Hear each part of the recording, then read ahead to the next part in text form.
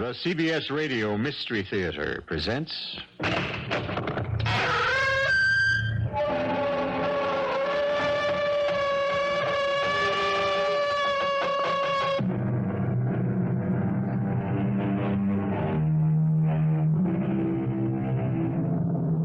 Come in. Welcome. I'm E.G. Marshall. The story I bring you is one of the most curious I've ever encountered. For what happened to pretty little Amy Prentice shouldn't happen to, well, to you. Put yourself in Amy's place.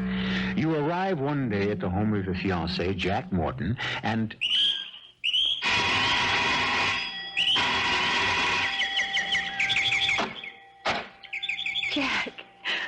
Jack, darling, I'm here. I beg your pardon? I'm here. I mean, here I am. You're here, all right, but who are you? Who am I?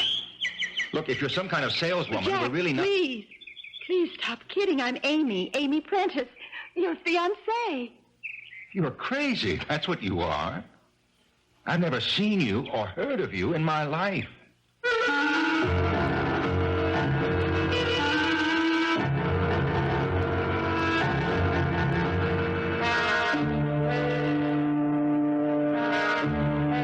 Mystery drama, The Bride That Wasn't, was written especially for the Mystery Theater by George Lowther and stars Janet Waldo and Ann Seymour. It is sponsored in part by Buick Motor Division and Contact, the 12-hour cold capsule. I'll be back shortly with Act One.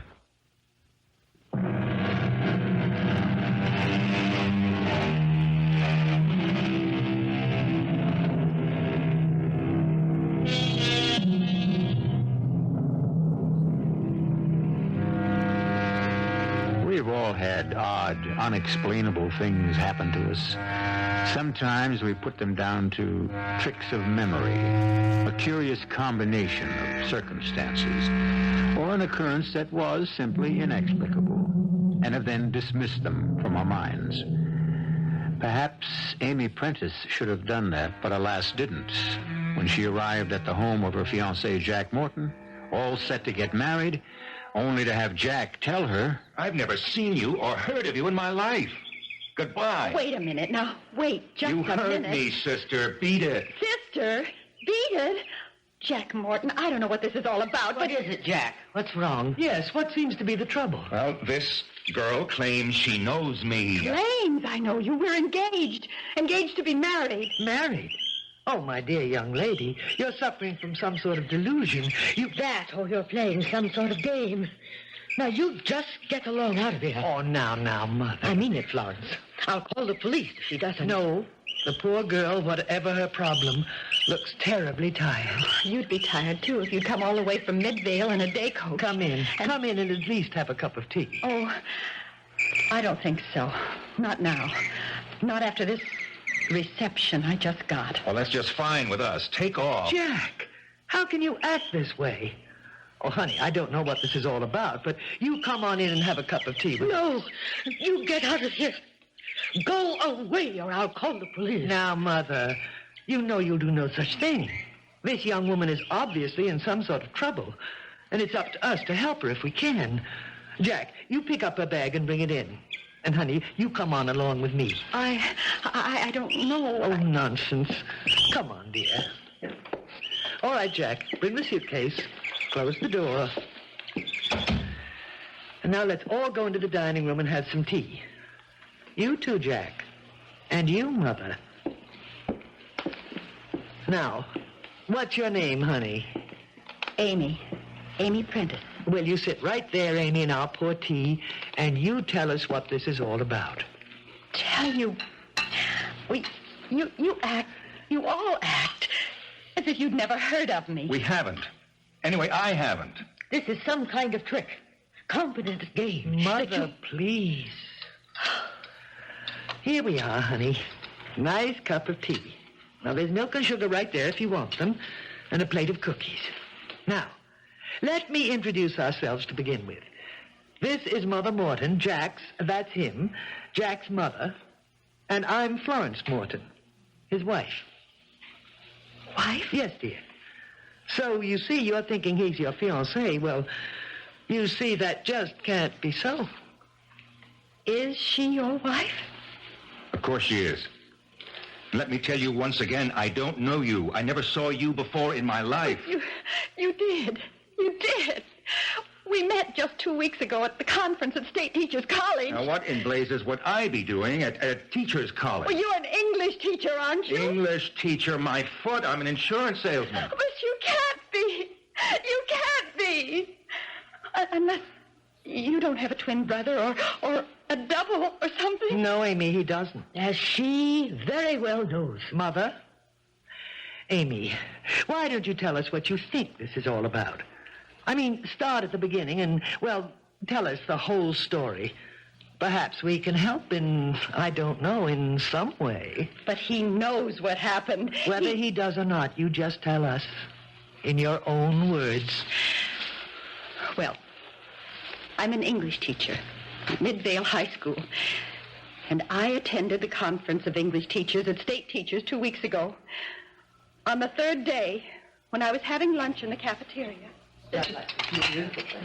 Look, excuse me. There seems to be a shortage of tables. Do you mind if I sit down here? No, of course not. Please. Thanks. I'll just put my tray down here. Here we are. Or rather, here I am. My name's Morton, Jack Morton. Amy Prentice. Where are you from? Midvale. Newark. High school English. You know, Chaucer, Shakespeare, and all that. Well, we have a lot in common. Mm-hmm. Including food. I see you got a BLT on whole wheat, toasted. You too? Mayonnaise. Mayonnaise. Hey, are you enjoying the conference? Oh, yes and no. Well, what's the no part? Well, quite honestly, I don't go for some of the new teaching methods they're recommending. Yeah. Like letting your students read what they want to read instead of holding them to the curriculum. You too? Me, too. Well, we do have a lot in common. Yeah, I should say we do. Sure glad I asked to sit at your table. So am I. Amy, do you mind if I call you Amy? No. And you call me Jack, okay? All right, Jack. Well, what I was going to say, it's kind of early to ask you for a date, but, well, look, the barbecue tonight. I'm not looking forward to going alone, and I sort of wondered. I wasn't looking forward to it either, for the same reason. You talk about two minds with but a single thought, two hearts that beat as one. Well, how about it? How about what? Going to the barbecue with me. Look, the steak is going to be New York cut, my favorite. Oh, mine too. I'd love to. It's a date then, Amy? It's a date. And that was our first date. We saw each other from then on every chance we got, every day. And just before the end of the conference, Jack asked me... Jack, you know you did. You asked me to marry you. Look, will you make sense? I'm married to Florence. I've been married to her for 10 years. Would I ask you or anyone else to marry me? But you did. What do you think I'm doing here? We arranged for me to come today to meet your mother and stay here till we got married over the weekend. Why, this is the engagement ring you gave me. Now, wait a minute. Cool it, lady. You could have gotten that anywhere. You could have bought it yourself. Amy, I know you're sincere in thinking you met Jack at that conference and that he asked you to marry him, but, well, it's got to be some sort of delusion. If it is, how did I know his name and address? That you could have got out of any phone book. I don't care what you say, Florence. This girl is playing some kind of game. I don't think so, Mother. I think she really believes what she says. I believe it because it happened. No, Amy, as I say, it's some sort of delusion. Is the rose garden a delusion? The rose garden. Your rose garden, Mrs. Morton. Jack told me you love roses and that you're an expert at growing them, that you even exhibit them and have won prizes. Is that true? Well, yes, but... That window there, that picture window, does it look out on the backyard where the rose garden is? Why, good heavens, it does, yes. I'll describe it for you, just as Jack described it for me. There's a brick walk down the center, dividing the yard in half. You enter the walk through a white trellis that's covered with red and white roses. At the far end of the walk, there's a tall French fence to screen you from the neighbors. And in front of the fence, there's a fountain with a large statue of the god Pan. Is that right? Perfectly. It's unbelievable. I don't see anything unbelievable about it. She could have gone out back and looked at my garden before she rang the front bell. Well, yes, that is true. How would I know that Jack's mother exhibits her roses, wins prizes? Oh, that's true, too, Mother. Well, there are plenty of ways she could have found out. Name one. You just named me one. I could name you half a dozen. You could have asked questions around the neighborhood. And there is a record book of prize winners with stories of their backgrounds, their lives. You could have just made an educated guess. Personally, I don't think this poor child did any of those things. Then you explain how she knows. I can't. No more than she can. I have. Jack told me about that garden and all about his mother, but, well, it doesn't matter now. Well, what do you mean, Amy? I mean, I don't understand it, but obviously Jack doesn't want to marry me. Can't marry me.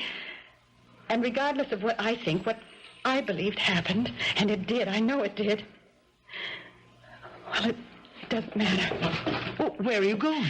Back where I came from, of course, Midvale. Thanks for the tea. I'll be happy to take your bag to the door. Now, just 1 minute. Just 1 minute. Amy, you can't go back to Midvale today. Why not? There's only one train from Newark to Midvale. I happen to know because I have a friend I visit in the asylum there. And that leaves at 9:30 in the morning. Well, I'll stay somewhere. At a hotel. You'll do no such thing. You'll spend the night here. With us. I can't have that. I won't have it, Florence. I'm not letting some tricky little character like her stay the night under my roof. Mother, we can't put her out. That simply wouldn't be decent. Human. No, I insist. She's got to spend the night, have a good, refreshing sleep. And then I'll drive her to the station after breakfast in the morning. I really can't put you out like this. Not another word, Amy. I won't take no for an answer. Now, let me show you to the guest room. Bring her suitcase, Jack. Okay. You come along, too, Mother. You don't need me. Oh, yes, we do. What for? Why, I think it's going to be a chilly night. And you know where the extra blankets are. So do you, Florence. Please. Come on, Mom. I'm really sorry to bother you like this. And, look, you needn't trouble about an extra blanket. The weather's warm, really. Here we are. Oh, wait. Wait, before you open the door. Yes? Jack described the room where I'd be staying, the guest room. I can tell you exactly what it looks like. Oh, you couldn't possibly. There's a big dormer window, like all old houses have, and chintz curtains. Good heavens. A big easy chair with an ottoman. The bed has a canopy, and the rug, it's a woven rug, oval, with a design of roses. But this is incredible. Oh, Jack, you didn't meet Amy at State Teachers, did you? You didn't propose marriage? Oh, come off it, Florence. Well, this is the strangest thing because, well, Amy, you've described the room perfectly. Now, here, see for yourself. Yes, just as Jack described it. Well, there's no understanding this. I just can't fathom it. You must have second sight or something. No, No more talk now. You're tired and upset. And what you need is a good nap. Dinner won't be for several hours. I'll call you when it's ready. Thank you. And you can look forward to dinner. We're having steak. New York cut, no less. Jack adores steak. New York cut.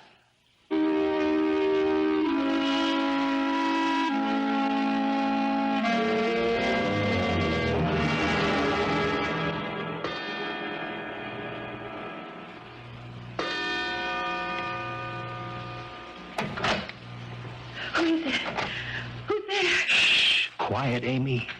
Jack! Quiet, I said. Just listen to me, darling. Darling? The dearest, most darling girl in the world. But, Look, there's no time to explain. It's 2 o'clock in the morning, and I've got to get you out of here fast. I can't take a chance on my wife waking up and finding me gone. You are married. Florence is your wife. Yes, but we did meet, you and I do love you and want to marry you. Oh, marry me when you're already married? Please, stop talking. Get this robe on. We've got to move fast. Oh, but where are we going? Out of this house. In robe and slipper? Look, I'll explain later. Come on now, let's go. Where? Go where, Jack? Florence. Your wife, standing in the door with an axe in her hand. Oh, Jack! Jack, what does this mean?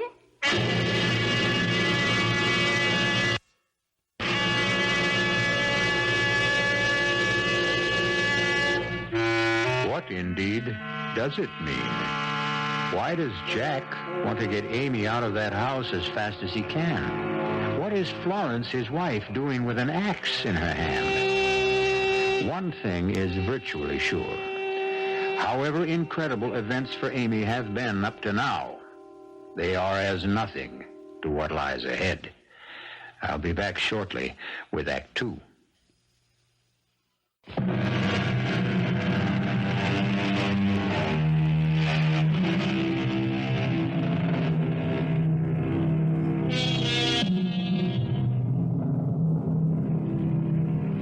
G.K. Chesterton was fond of saying that an adventure was merely an inconvenience viewed in the right light.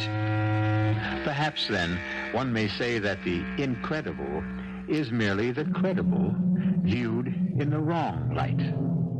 However that may be, to come to the home of a man you expect to marry and to discover him already married, and on top of that, to find yourself facing his wife at 2 a.m. with an axe in her hand. Really, Amy, Mother was right about you after all. You are playing tricks. Oh, no, I assure you. Then what is my husband doing in your room at 2 o'clock in the morning, and you in your nightgown? I can explain. Do that, Jack. Please do. First, give me the axe, Florence. Tempted to ask where you'd like it. Just explain your presence in Amy's room, Jack. Well, I thought I heard her cry out. I thought she might be in trouble. I came to see if she was all right. Just a nightmare, Florence. I had a nightmare. That's hardly surprising with all you've been through. Well, I guess so. Could I have the axe now, Florence? Oh, of course. Here. You see, I heard you cry out too, Amy. You did? Yes. And I thought there might be an intruder in the house. Burglar, something like that. You keep an axe in your bedroom?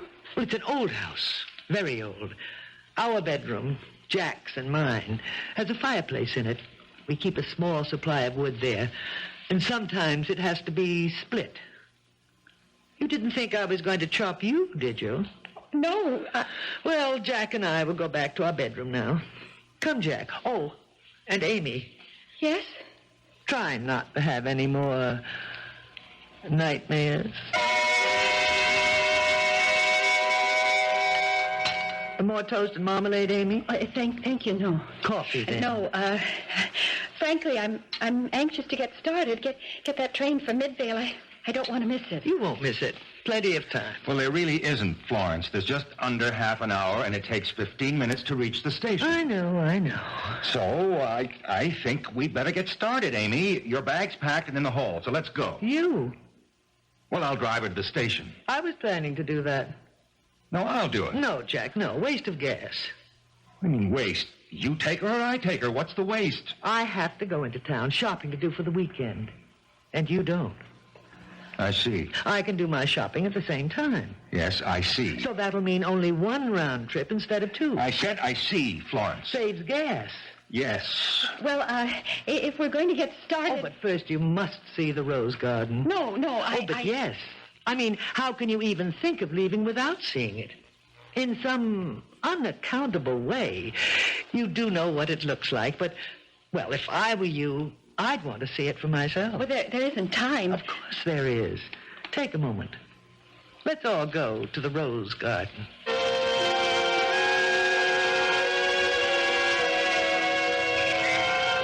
And aren't these lovely? Hybrid teas. Yes, but, time... And this rambler. Isn't it gorgeous? Yes. Oh, yes, you're certainly to be complimented, Mrs. Morton. Thank you. Oh, but this isn't her garden, you know. It's mine, really. But Jack said... Jack said. Jack couldn't have said anything. Now, could he? Since you didn't meet him till yesterday. Or did you?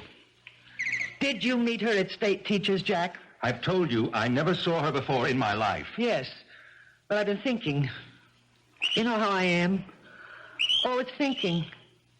Sometimes my head aches terribly.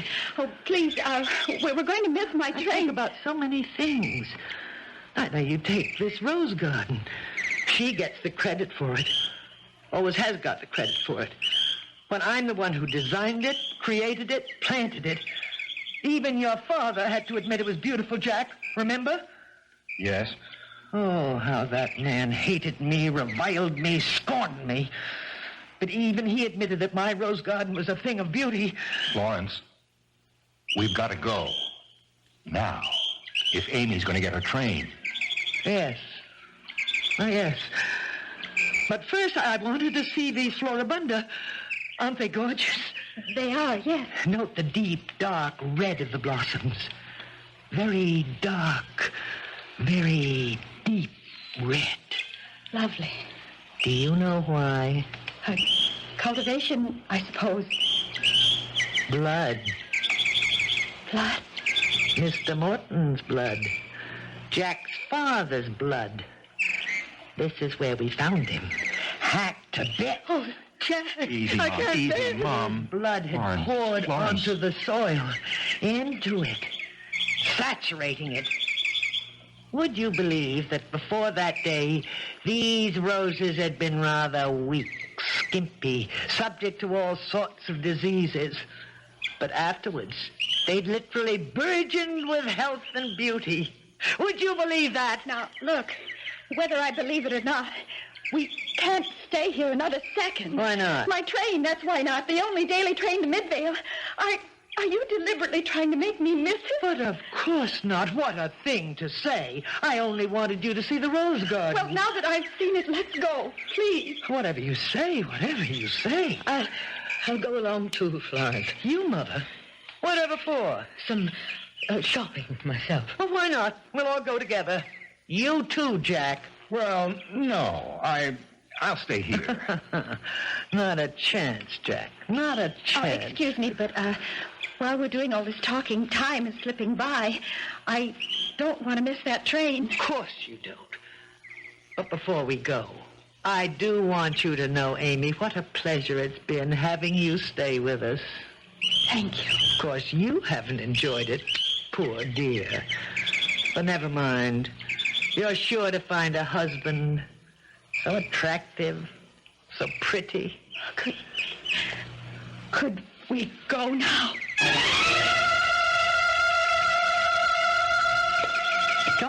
Come on, Jack, Mother, Amy, get in the car. We just have time to make the Midvale train. Luckily, as you see, Amy, the garage fronts on the street. Luckily. Well, we can drive right out into the street and not waste time. Drive right straight out. Yes. Now, if the garage was in the back of the house, waste time, a minute or two, and we don't have it to waste. Could we get started? Oh, you are in a hurry. Well, you said yourself we don't have any time to spare. That's why you don't have to tell me. I'm sorry. I should think you would be. Well, here we go. Something wrong? Damp, I guess. Suppose you let me drive, Florence. How can you drive, Mother, if the car won't start? There, it won't start. Look, I'll get a By the taxi. time a taxi gets here, your call and everything, you'd miss the train. But we're certainly not going to get anywhere this way. The battery's wearing down. Correction. It's worn down. Oh, no. Well, that means I'll never make the train to Midvale. Well, now, I resent that, Amy. You sound as if spending another night with us here would be most unpleasant to you. Oh, no. No, I We didn't did mean... try to make everything as pleasant as possible for you. Back in the house, all. Look, if I went down to the corner and got a cab... Amy, Yes? do as Florence says. Of course, Jack. Of course. Out of the car. Back in the house, all. Oh, look! A taxi! taxi! A taxi pulling up right in front. Oh, good heavens, I forgot. Joe! Joe? Who's Joe? My brother. All the excitement and all, I forgot. He was coming to give me away. Okay, driver, thanks. Oh, no, Joe, wait! Keep that cab! Driver, don't drive off! Wait! It's all right, driver. Go on. No, wait! Please, wait! Joe, hold that cab! Amy, what in the Driver! world? Driver, wait! Go on, driver. Go on. We don't need you. For criminy's sake, go stay. Go stay. He's gone. He's gone! Amy, baby, sis, what is this? Oh, she's all upset. All upset. I'm Florence Morton. How do you do? Oh, Joe Prentice, Amy's brother. Amy, what? You understand, Joe. I may call you Joe. Oh, yeah. Amy's all upset. You know how it is, getting married for the first time. Nerves. Oh, sure. Joe! You Jack Morton? Yes, I am. Ah, glad to meet you, Jack. Great pleasure. And you're, Jack's sister, huh? She's Let's all go into the house. Come on now, come on. Have you had breakfast, Joe? I had something on the train. Well, you want more than that. Eggs, bacon, toast, and marmalade, hot coffee. In the house, everybody. No. Amy, in the house. Hey, what's going on here? You're all acting like... Well, I don't know. You're... Wedding plans, Joe, wedding plans. Everybody uptight. You understand. Yeah, sure. Florence, is it? Florence. Everybody in. Everybody in. Well, now, here we are. All together once again. Joe. Yeah, Amy? Joe, there's something crazy going on in this house. Something real crazy. Now, Amy, honey. Joe, listen to me. There's something wrong. I don't know what it's all about. I don't know what's happening, but Jack says he never saw me before in his life. What? And never proposed marriage to me, and then he did. And his wife, she came to my bedroom with an axe in her hand. For chimney's sake, hold it. Amy, you're not making sense. Oh, I know I'm not, because what's happening here, what's happened to me doesn't make sense either. Will somebody explain this? I'll explain it. Mr. Prentice, Joe, a mistake of some kind has been made. A mistake? Your sister, she... Well, I haven't wanted to spell this out in so many words, but since you're here now and can take care of her, Joe, I'm afraid your sister is crazy. You're afraid my sister is crazy? Well, she came here yesterday afternoon, arrived just out of the blue, out of nowhere, saying she'd come to marry my husband. You don't mean him? Yes, him. Jack. My husband. He's your... My husband, Jack, yes. Somehow your sister has got it into her head that they met at teachers' conference, and he proposed marriage, but, well, it's ridiculous. You, Jack. You say you never met Amy? No. Jack, last night in my room... Now, hold it, Amy, just hold it. Let me try to get this thing straight. You didn't meet her at a teachers' conference? State Teachers College? Not me. I'm an insurance salesman. This is plain screwy. Amy, if you say you met him and he asked you to marry him, I say you met him and he asked you to marry him. But he says... I never saw her, talked to her, knew anything about her until she arrived here yesterday. I see. Well, either you're a liar, Mr. Morton, or you're crazy. If anybody around here has lost his marbles, you have, not her. Now, Amy, what do you want to do about this? I just want to get out of here. And that's what we'll do. Where's the phone? Over there, but I'm afraid Let me just call a cab and we'll blow. You can't. You going to stop me? The phone's out of order. Now, we'll see about that. It's dead, all right. No wonder. The wire's been pulled out of the box on the wall. Now, what is going on here? Who pulled those wires out of the box and why? Come on, damn it, answer me. Who and why? You're like Jack's father, all male. He was a Taurus, a bull. Strong, masculine like you. He thought like you. What are you, some women's liver? I'm me. I'm Florence Morton. And I don't take anything from you or anybody else. His father learned that the hard way. What do you mean, the hard way? she killed him with an axe. killed him. Killed him. Hacked him to pieces. He had to be killed. I certainly wasn't going to live out my life with him dominating me. Stupid, he called me. Stupid. Like that. One day I said to him, "You call me stupid once more and I'll kill you." We're in the garden. Maybe you noticed there's a wood pile in one corner, Amy. Yes. And there was this axe he used for splitting wood. You know what he did? No. Guess. Please. He picked up the axe and handed it to me. "Go ahead," he said. "Kill me, stupid." Was he surprised? Hacked him to bits. To bits. Amy, come on. We're getting out of here. Goodbye, Joe. Goodbye, Amy. Goodbye. This door's locked. It's bolted on the inside. Oh, I thought you knew. You didn't see me bolt and lock it when we came in?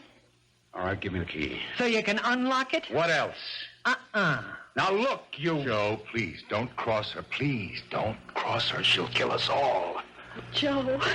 Joe. Take it easy, Amy. We're not dead yet. Not yet, Joe. Not quite yet.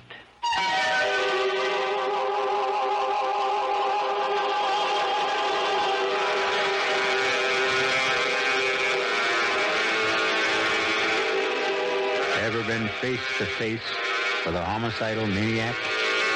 With everything stacked against you? Happily, I never have, and hope you never have either. But Amy and Joe are. And so are Jack and his mother. What I can't figure out is why Jack, with a homicidal wife at home, ever proposed marriage to Amy.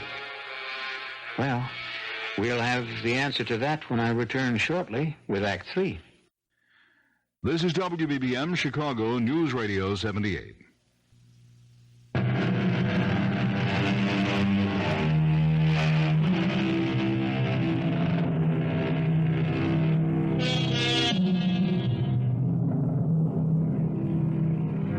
Terror can be a thing so palpable you can feel it. Clammy to your touch. Ice cold in your veins.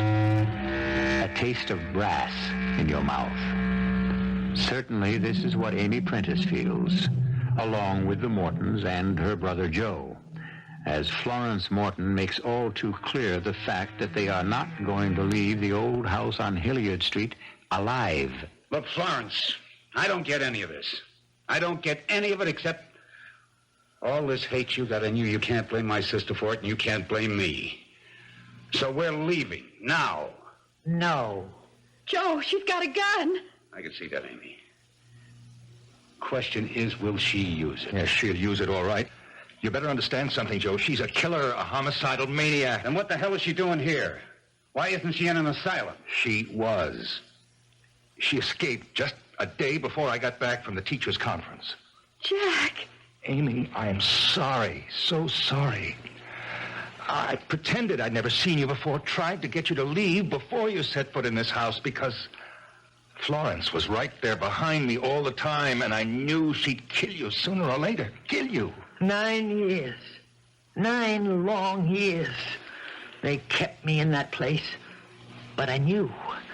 I always knew someday I'd get out. But, Jack, if you're married to her... No, I'm not. Not anymore. I had the marriage annulled a year ago. The authorities agreed Florence would never be cured. So where are these authorities now? Didn't they figure she'd head straight for this house? They telephoned to let me know she'd escaped. Asked me to notify them if she did come here.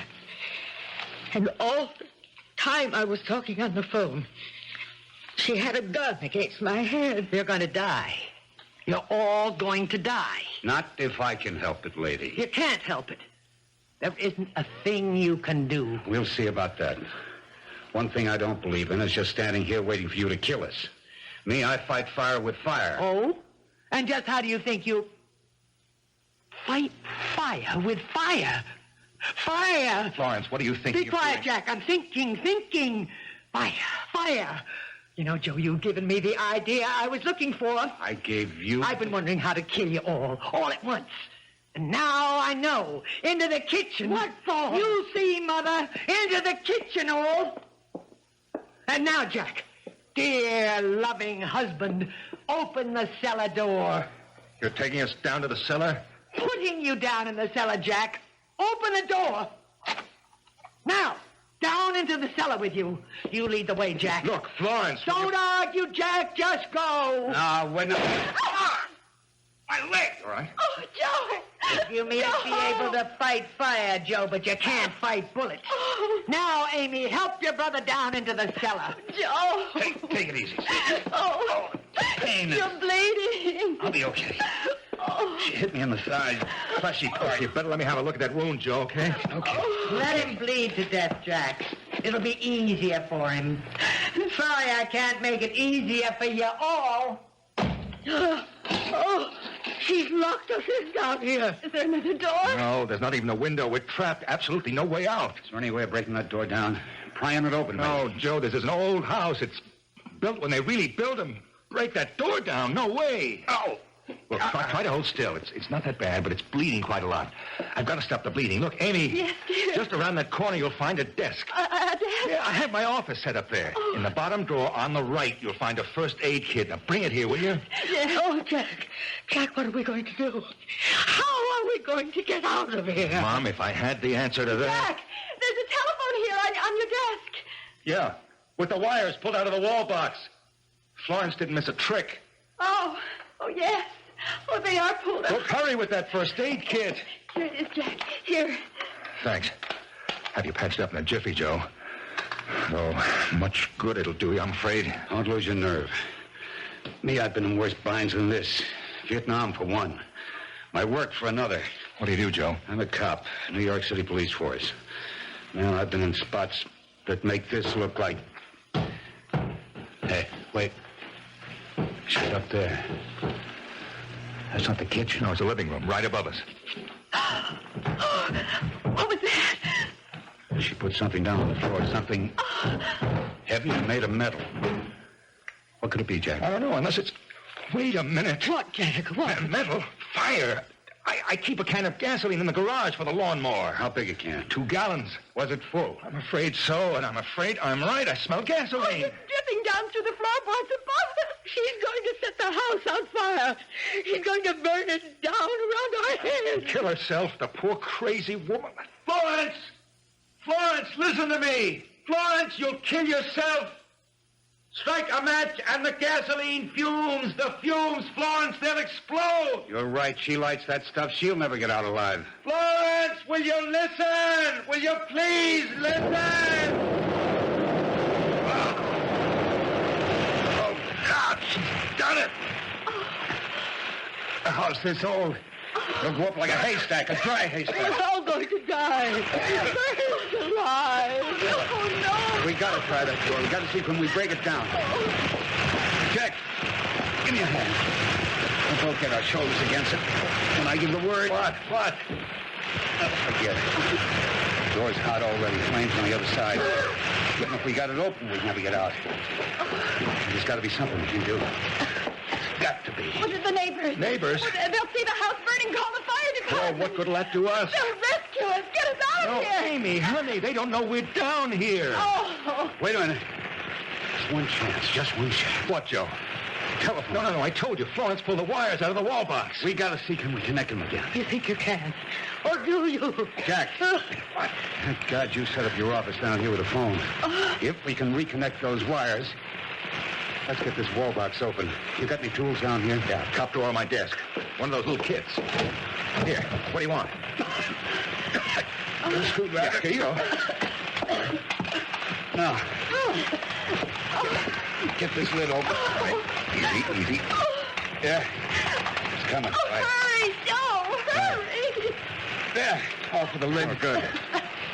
Oh, no. What? 3 wires. Red, blue, and green. 3 poles to attach them to. So attach them. Yeah, but which wire to which pole? Hey! Oh, it's falling. Joe, try something. What do you think I'm doing? see. Red to this pole. Blue to this one. Green here. All right, see, can you get a dial tone? No, nothing. Try again. Joe, move it. Let's see. Put the red here. Blue there. And the green on this pole. Okay. Anything, Jack?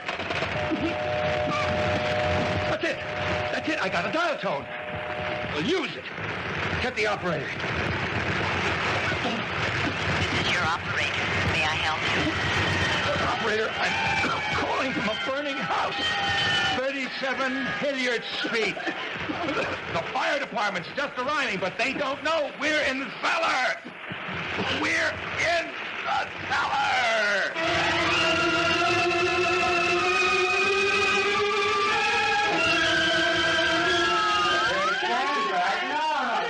Amy, here. Fire chief just gave me another thermos of coffee. Have some more. Oh, thanks, Jack. Joe?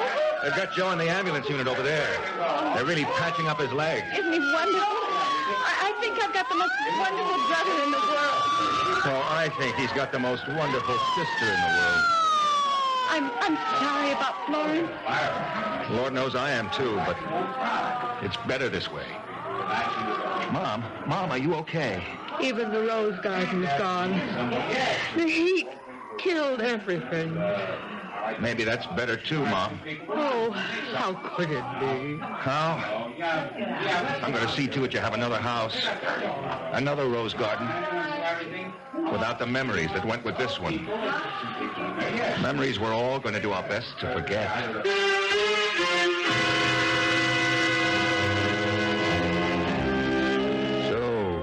What began as mystery, created by Florence Morton, ended as tragedy for Florence Morton. And perhaps for the best, as Jack said.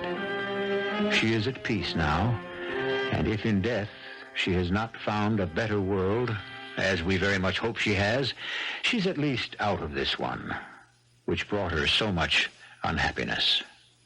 I'll be back shortly.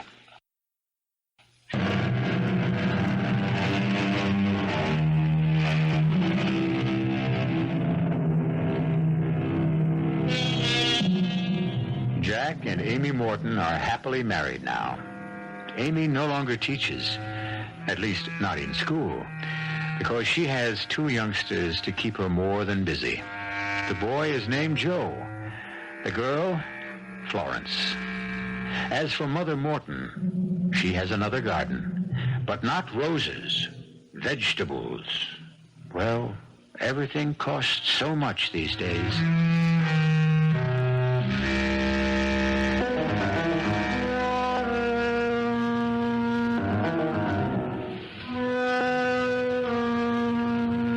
Our cast included Janet Waldo, Ann Seymour, Lorene Tuttle, Bill Quinn, and Bernard Barrow. The entire production was under the direction of Hyman Brown. Now, a preview of our next tale. Your husband isn't thinking straight, Mrs. Breach. It isn't that easy. Do you think that Harney will be satisfied if I let him live? If I walk off this job, somebody else walks in. This isn't the only gun in the world. He's right, Eddie. Maybe the only way is to give him the money back. There's nothing to give back. You think money stands still in this business? Look, maybe if we left town, went to Mexico or someplace. Harney won't give up that easy. It means too much to him. Well, I'm not staying here. I'm getting out. I'm getting as far away as I can. Eddie. Both of us, Connie. I meant both of us. You expect me to run in a wheelchair? Maybe Mr. Derry can tell us what to do. I can think of only one thing. Joe Harney wants a dead body. That's what we'll have to give him. Radio Mystery Theater was sponsored in part by Anheuser-Busch Incorporated, brewers of Budweiser. This is E.G. Marshall inviting you to return to our Mystery Theater for another adventure in the macabre. Until next time, pleasant dreams.